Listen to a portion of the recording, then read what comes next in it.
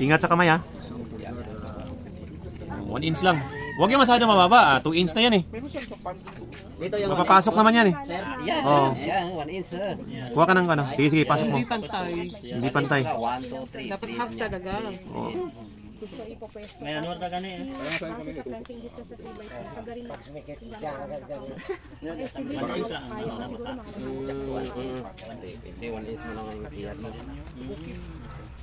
Sige, 1 inch ha, Wijing. Okay. Boss Rene, Wijing.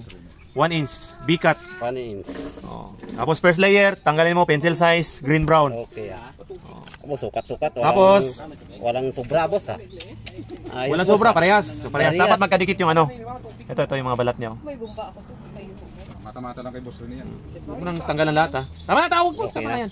First layer. Galing ni Boss Rene. Tapos tape na. Pala mo sa baba, sige. Diyan dito ako nagano eh. Masyado mahaba na yan.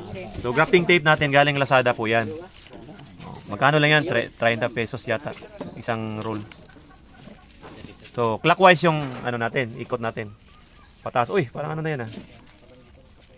Sabi ng viewers, hindi nila alam ah, hindi marunong. Kaya nga nagte-training eh. Kaya nga nagtuturo eh. Yung position ng tape. Yung position ng tape. Mataas ah, pataas. Patayin mo sa taas. Nasa labas ang tape. Dapat maganda. Maayos. Di makakapasok yung ano, tubig.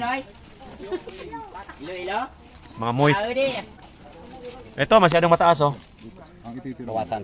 Hindi, tama na sisi. Ano mo na eh. Bawasan natin. Yung matitira yan, bibiyakin mo. So.